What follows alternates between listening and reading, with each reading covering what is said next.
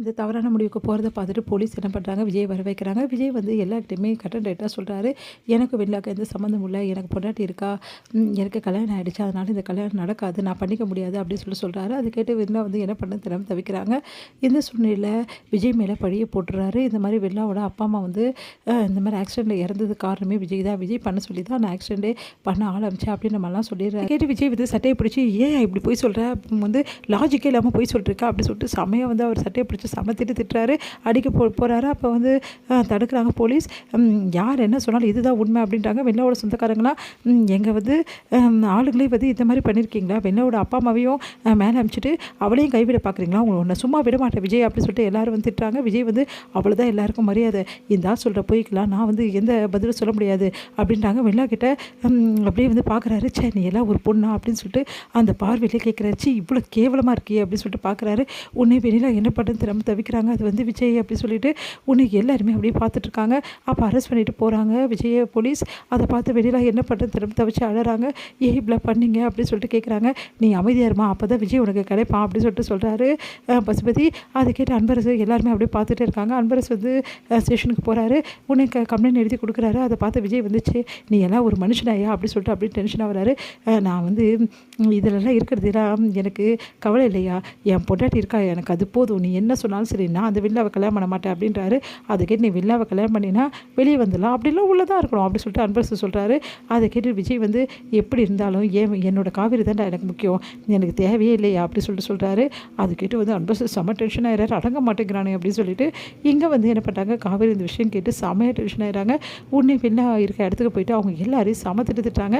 சரி நீங்கள் எல்லாம் ஒரு மனுஷங்களா, ஒன்றுமே தெரியாது, அவரை போய் இப்படி பண்ணி வச்சிருக்கியே, நீ எல்லாம் ஒரு பொண்ணாடி, உன்னை எப்படிலாம் அவர் பார்த்துக்கிட்டாரு, உன்னை ட்ரீட்மெண்ட் கொடுத்து குணப்படுத்துறதுக்கு அவருக்கு காட்ட நன்றியா, நீ நன்றி கேட்டு ஜென்மம் அப்படி சொல்லிட்டு வெண்ணிலாவை திட்டாங்க. அவ்வளோதான் காவேரி உனக்கு அப்படின்றாங்க. வெண்ணிலா வாய மூடு, நீ எல்லாம் ஒரு பொண்ணே கிடையாது, பொண்ணை மாதிரி ஒரு பொண்ணை வந்து அவர் விரும்பினு சொன்னோன்னே எனக்கு அசிங்கமாக இருக்குது, ஒன்றை மாதிரி ஒரு பொண்ணை அவர் எப்படி விரும்பினது, உன்னோட முகத்தை ஒரு முகத்தை தான் அவருக்கு காட்டியிருக்கேன், அதனால தான் அவர் விரும்பியிருக்காரு, இப்போ தானே தெரியுது உன் லட்சணம் என்னென்னு, இதுக்கப்புறம் விஜய் உன்னை திரும்பி கூட பார்க்க மாட்டார், ஏன்னா விஜய்க்கு நீ செஞ்சது பச்சை துரோகம் அப்படின்றாங்க.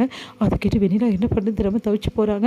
இங்கே பாரு காவேரி ரொம்ப ஓவராக பேசாத, வெண்ணிலாவை கல்யாணம் பண்ணிக்க சொல்லி விஜயை, அப்போ உடனே வந்து விஜய் வெளியே வந்துடலாம் அப்படின்னு வாயை மூடு, நீ எல்லாம் ஒரு மனுஷனா, இப்படி தூண்டி விடுற, அவரை படி வாங்க உனக்கு ஒரு வழியே தெரியலையா அப்படின்னு சொல்லிட்டு டென்ஷனாக வராங்க நம்ம காவேரி. பாரு காவேரி ரொம்ப ஓவராக பண்ணிகிட்டு இருக்காதுண்ணா, விஜய் வேணான்னு சொல்லிட்டு தானே நீ வீட்டை விட்டு போனேன், யார் சொன்னது விஜய் வேணான்னு, விஜய் என் புருஷனை எப்படி பார்த்துக்கணும், எப்படி வந்து அவரை காப்பாற்றணும் எனக்கு தெரியும், உன்னால் ஒன்றும் கிழிக்க முடியாது, ஏன்னா வெண்ணிலாவோட சைடில் செம ஸ்ட்ராங் இருக்குது, தெரியாதா உனக்கு, வெண்ணிலாவோட அப்பா அம்மா இந்த உலகத்தை விட்டு போகிறதுக்கு காரணமே விஜய் தான் சொல்லிட்டு ஸ்ட்ராங்காக கேஸ் ஃபைல் பண்ணியிருக்கோம், அதனால் உன்னால் ஒன்றும் பண்ண முடியாது, அந்த ஸ்ட்ராங் கேஸ் ஃபைலை எப்படி உடைக்கணும் எனக்கு நல்லாவே தெரியும். இங்கே பாரு வெண்ணிலா, நீ பண்ண பாவம் கொஞ்சம் நிச்சயம் இல்லை, இப்போ இது பண்ணியிருக்கிறது பெரிய பாவம் விஜய்க்கு, நீ பெரிய துரோகத்தை நீ பண்ணியிருக்க, இதுக்கு எல்லாம் நீ பதில் சொல்லி தான் ஆகணும், கொஞ்ச நேரத்தில் விஜயை நான் வெளியே எடுத்துருவேன் அப்படி சொல்லிட்டு போயிட்டே இருக்காங்க.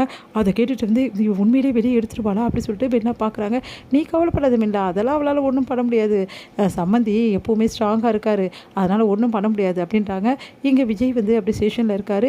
உடனே வந்து இப்போ கூட ஒன்றும் கெட்டு போலப்பா, எப்படியாவது நீ ஒன்று வெளியே எடுத்துடுறேன், நீ வந்து கேஸை வாபஸ் வாங்கிடுறேன், வெளில கல்யாணம் பண்ணிக்கோ அப்படி சொல்லிட்டு இருக்காரு.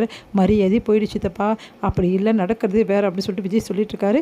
இங்கே நேராக வந்து காவேரி வராங்க. ஐயோ இவ எதுக்கு இங்கே வரா அப்படின்னு சொல்லிட்டு, நீ வந்தாலும் நான் விஜய் வெளியே எடுத்துட முடியுமா அப்படின்னு அப்படியே வந்து திரும்பி பார்க்குறாரு. பார்த்தா ராதா நிற்கிறாங்க. அதிர்ச்சி அன்பரசு.